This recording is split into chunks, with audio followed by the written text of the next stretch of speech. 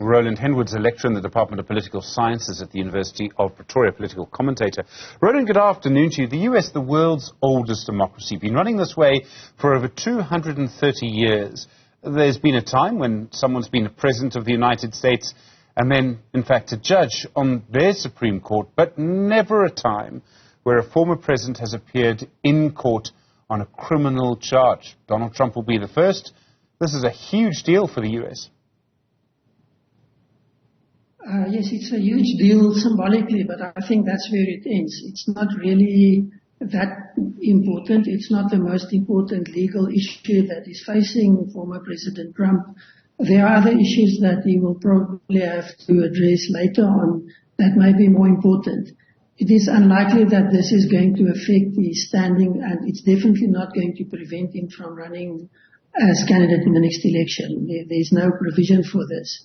So it's a spectacle, yes, a lot of attention, a lot of hype, but probably not politically that significant. There's also a little bit of, I suppose the English word would be tawdry. Let me use another word, gossipy nature to this, because of what it's actually about, you know, paying money to someone who acts in particular movies, what he denies.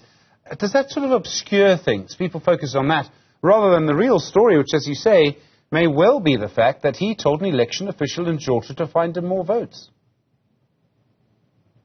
Yes, I think this is probably for us in South Africa a strange way of engagement and determining what are important issues. It's obscuring the facts, yes, it's a lot of hype, and I think it's going to be used very much and probably very skillfully by Mr. Trump to bolster his upcoming election campaign. We must remember that this is not novel. It's the first time a US president is facing criminal charges, or an ex-president. But Bill Clinton was in office when he was found guilty of similar offences. In some instances, maybe even worse, if one wants to compare in that sense. But it's not the first politician, it's not the first US politician facing charges like this. And it is unlikely that this is going to have a major negative impact at this stage. One would have to see how it plays out. It depends, of course, what the charges will be, how they are going to be dealt with. But with what we know at this stage, I think it's more hype and spectacle than anything else. I suppose also where there could be a very real political impact is if he's found innocent of these charges and he can claim to have been a victim all along. If he faces more serious charges, as you point to, he will say, well, I've been found innocent here.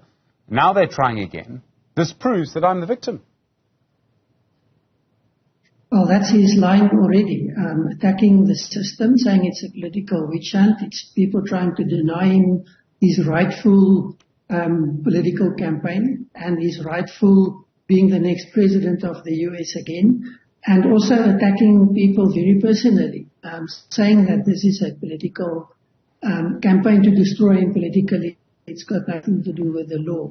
So yes, if he comes out of this and indications that there's a split in terms of opinions, depending on the charges, it may actually very well happen that he's going to walk away and he's going to be the person that says, well, I told you so. And that's definitely going to play into his campaigning. It's definitely going to be positive for him.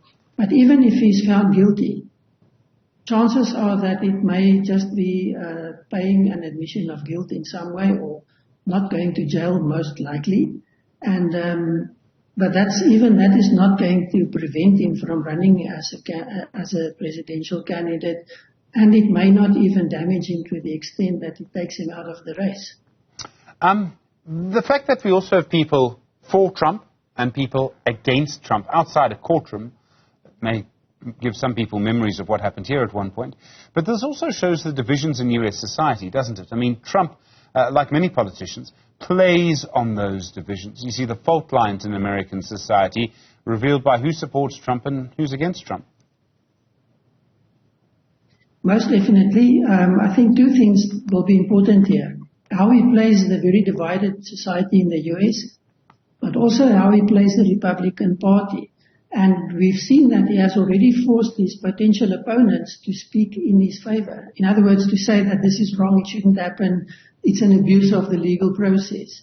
And that is already showing his acumen, his understanding of media, but also of the kind of politics he engages in. So he uses this to divide and conquer even his opponents within, or potential opponents within the Republican Party.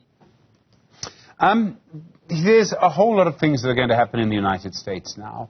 He may well run for president. He may well face competition from other people in the Republican Party.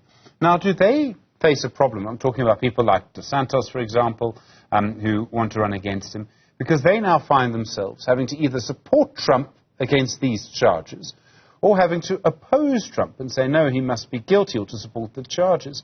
Does this sort of scramble the politics in the Republican Party to an extent? I think it's early days, but it probably is going to have that effect initially. We've already seen Mike Pence and others come out in support of Trump, saying that what happens here is actually a travesty of justice. It shouldn't happen. It's an abuse of the process. And they concur that it's politically motivated, regardless of the fact that you've had months of investigations and analysis and evaluation of the evidence that is available, leading to the decision that there is actually a case to be answered. The issue here is the politicization of the judicial process, or the legal process at least, and using that. And Trump is very good at doing that, and he's already achieving quite a lot of positives in the process. It's going to be interesting to see what can be done that is going to be negative, politically speaking, and how his opponents in the Republican Party is going to react to that.